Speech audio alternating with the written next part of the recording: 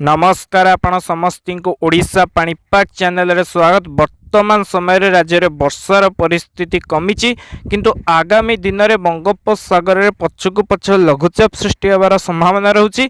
तो केउ केउ तारीख रे लघुचाप सृष्टि हेबो एवं तार प्रभाव रे केउ जिल्ला रे वर्षा हेबो आगामी जो 10-15 दिन आसुछि केउ केउ तारीख रे लघुचाप सृष्टि हेपारे केतेटा लघुचाप सृष्टि हेपारे से संपर्क रे पूर्ण भाव जानापी भिडियो संपूर्ण रूपे शेष पर्यंत देखूँ।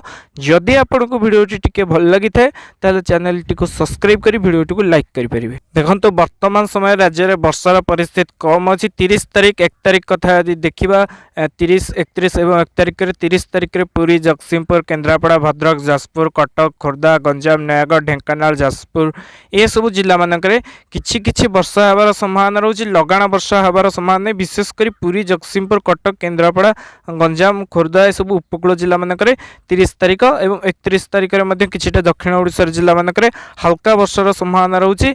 लगाण वर्षा ना मझिरे मझिरे वर्षा हम किंतु 1-2 तारीख बेलू किछि उत्तर ओडिशा जिला मानक वर्षा हम किंतु बड़ वर्षार संभावना नहीं।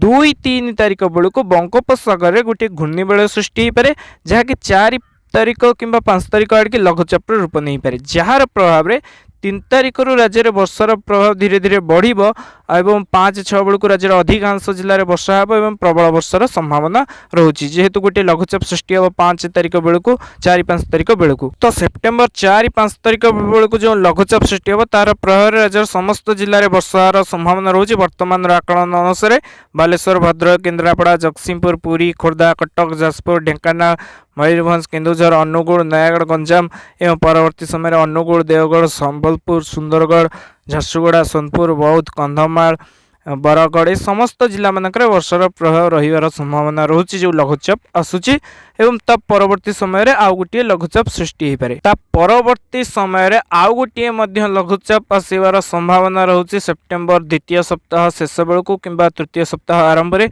लघुचाप आउ गोटे आसीबार संभावना रोचे, ताहा मध्य शक्तिशाली हो पारे।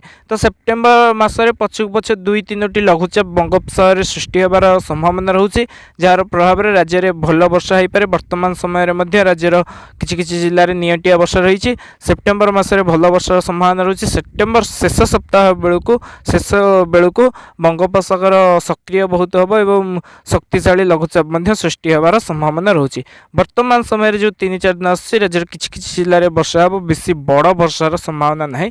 2 तारीख पर्यंत 2 तारीख पर जो लघुचाप सृष्टि हम तार प्रभाव में राज्य में वर्षार प्रभाव बढ़। आपण मैंने सब जोड़ी रुहतु ओडिशा पाणीपाग सह आगक जो लघुचाप आसुछि तार प्रभाव निर्दिष्ट भाव क्यों जिले में पड़ो से संपर्क में जानापी।